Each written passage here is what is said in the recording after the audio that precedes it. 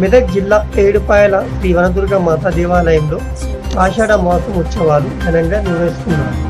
నేడు ఆషాఢ మాసం చివరి ఆదివారం పురస్కరించుకొని అమ్మవారి ఆలయాన్ని రంగురంగుల పూలమాలతో అందంగా అలంకరించారు. అమ్మవారికి ఉదయం మంజీరా జలాలతో ప్రత్యేక అభిషేకం, పంచామృతాలతో అభిషేకాలు నిర్వహించారు. రంగురంగుల పూలమాలలు, పట్టు వస్త్రాలతో అమ్మవారిని అందంగా అలంకరించి ధూపదీప నైవేద్యాలు సమర్పించి భక్తులకు దర్శనం కల్పిస్తున్నారు. సర్వమంగళ మాంగళ్యే శివే సర్వార్థ సాధకే శరణ్యే త్ర్యంబకే దేవి నారాయణి నమోస్తుతే.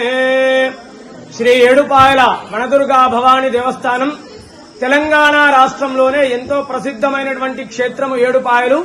అమ్మలగన్న అమ్మ ముగురమ్మలకు మూలమైనటువంటి వనదుర్గా అమ్మవారి క్షేత్రం లోపల ఆషాఢ మాస ఉత్సవాలు అంగరంగ వైభవంగా జరుగుతున్నాయి.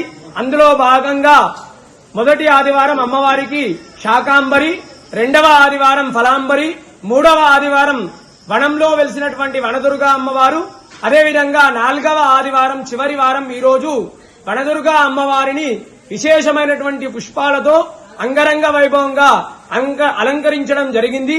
పుష్పాంబరి దేవిగా భక్తులకు అమ్మవారు దర్శనమిస్తుంది. ఈ యొక్క ఉదయం నుండే కూడా భక్తుల రద్దీ అధికంగా ఉంది. అమ్మవారిని దర్శించుకోవడానికి ఒక తెలంగాణ రాష్ట్రం నుండే కాకుండా ఆంధ్రప్రదేశ్, కర్ణాటక, మహారాష్ట్రాల నుండి కూడా భక్తులు అమ్మవారిని దర్శించుకోవడానికి వస్తున్నారు.